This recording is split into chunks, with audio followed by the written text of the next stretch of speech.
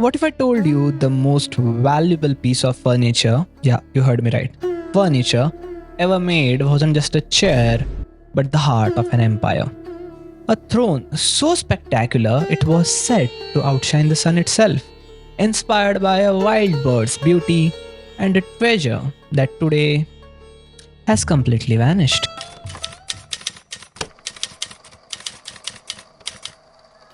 Namaste, Adab, and a very warm welcome. This is Mansab, and you are listening to Simply Wild, where history gets wild and wild gets a history. And this is our Wildlife and History series where we dig up those incredible, often untold tales of how animals have shaped our past and how our past, well, it got pretty wild with them. Okay. And the story we are diving into today, it's the tale of unimaginable wealth, imperial power, and let's see, brutal conquest, and a ghost of a treasure, all inspired by India's magnificent national bird. We are talking about Mayur Singhasan, the Peacock Throne. Let's begin.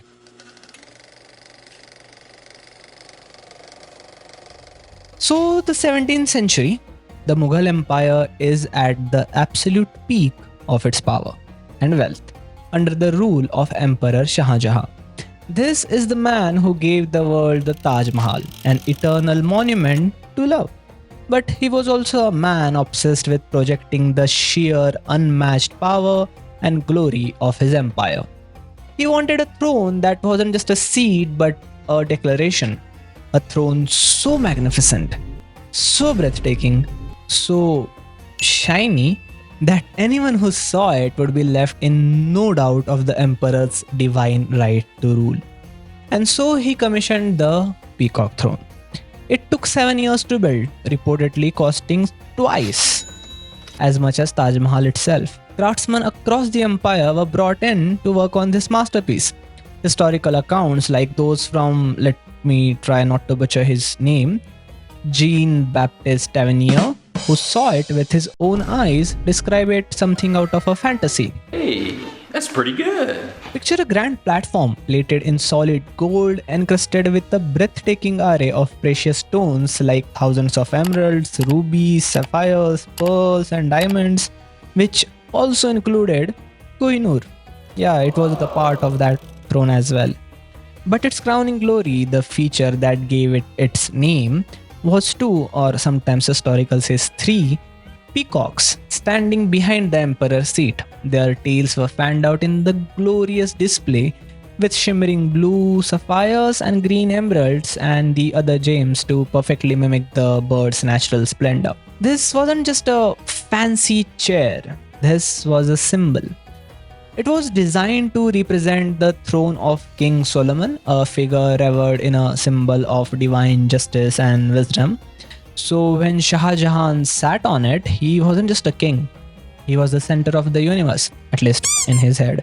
But history, as we know, has a habit of shaking things up. But before we go there, what was it like to witness this throne in its natural habitat, the grand court of the Mughals? And how did a bird come to represent the soul of an empire? That's next. For over a century, the Peacock Throne was a centerpiece of Mughal power. Its home was the Khas, the hall of private audience in the newly built Red Fort of Delhi. The hall itself of the Khas was a marvel, the ceilings of silver and the walls of marble, famously inscribed with a Persian saying which goes, "If there is a paradise on earth, it is this, it is this, and it is this." I know, dramatic, but it was true. And in this center of the paradise sat a throne.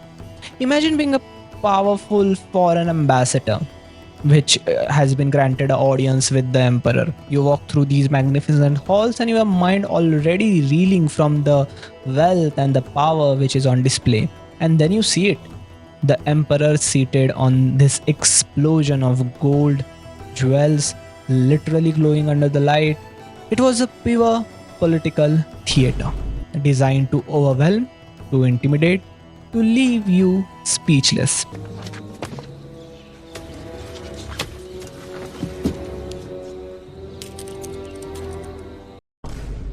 And the choice of the peacock was no accident either.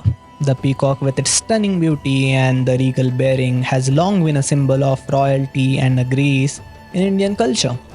By making it the central motif of his throne, Shah Jahan was trying his imperial authority to this deeply rooted cultural symbol.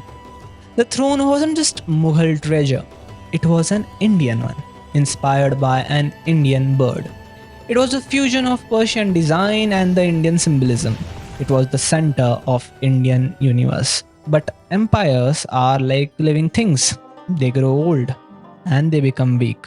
And when they do, wolves are always at the door. That's coming up next. By the early 18th century, the mighty Mughal Empire was fracturing. After the long and draining reign of Aurangzeb, internal conflicts and weak rulers left it vulnerable. And a predator was watching all of this from west. His name was Nadir Shah, an ambitious, ruthless, and brilliant military leader from Persia. He saw the weakening of Mughal state as the golden opportunity. It's free real estate. In 1739, he invaded India. The city was plundered for weeks. Historical accounts describe it as unimaginable devastation. The streets were running red, the treasury emptied. He didn't just conquer a city, he aimed to capture its very soul. And the throne, along with countless other treasure including Kohinoor and Darianur diamonds, was packed up, loaded onto elephants and mules, and taken as the prize of brutal conquest. Nadir Shah began the long triumphant journey back to Persia with the heart of Mughal Empire in his caravan. But the throne's journey and its story were far from over. In fact, its greatest mystery was yet to begin.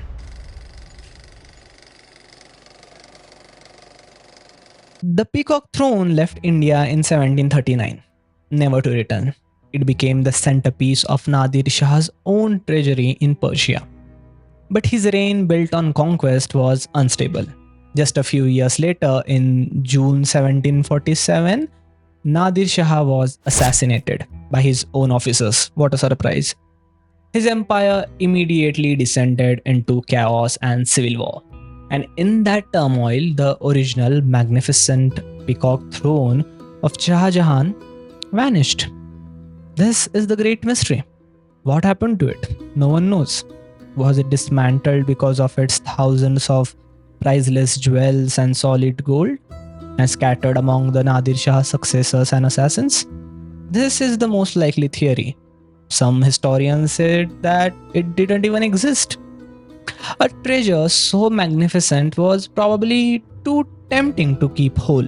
Its value in pieces is far easier to hide or trade. The legend of throne was so great that later rulers in Persia and the Ottoman Empire built their own thrones and also called them peacock thrones. But these were later creation, not the Mughal masterpiece. And this is where the Kohinoor's journey, the diamond, gets even more complex, because if you remember, it was part of the Peacock Throne and it went to Persia, but somehow it ended up in India again and then British took it. Yeah, of course. Anyway, the physical throne was gone, a ghost of history. Therefore, its legend grew larger in its absence. It became a potent symbol of India's lost glory and a tale of how even the most spectacular symbols of power are ultimately fragile. Today, the Peacock Throne exists only in historical descriptions and paintings.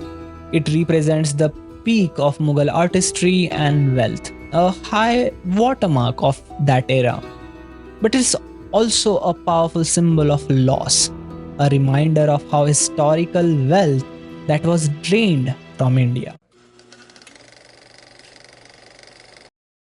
And what of peacock itself, the bird whose beauty inspired this incredible creation? Well, its story had a happier turn. While the throne it inspired became a symbol of lost treasure, the peacock itself was eventually chosen as the national bird of newly independent India. It's fascinating contrast, isn't it? The man-made symbol of imperial power was lost to conquest and chaos, but the natural living symbol of the beauty, the wild bird, endured.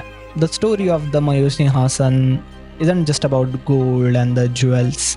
It's a reminder that even the most powerful human creations are often just imitations of the mystery and the majesty of natural world.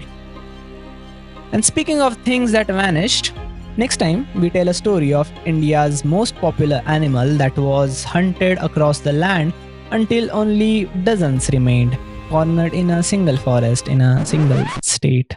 If you know, you know. And how did one ruler decided to pull them back from the extinction? So that's the part of the story. From the inspiration of a wild bird's beauty to the creation of an empire's heart, and finally to a lost legend. So there's always more to explore, but that's our expedition for today on Simply Wild. I'm trying to keep these episodes under 15 minutes, so that's why. So, anyway, keep exploring, keep wondering. If you enjoyed the story, make sure you hit follow or subscribe on whatever app you are using so you don't miss our next expedition. If you hit my face, go listen this on Spotify. And if you want some visuals, we are here on YouTube. So, until next time, this is your host Mansab signing off. Stay curious and stay simply wild. Hit the music.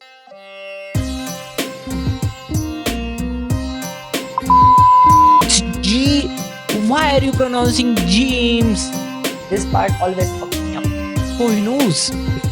Koinu. What is Koinu? Part of Peacock Throne. But the diamond path led it. I spoke that too fast. Sorry. Cut.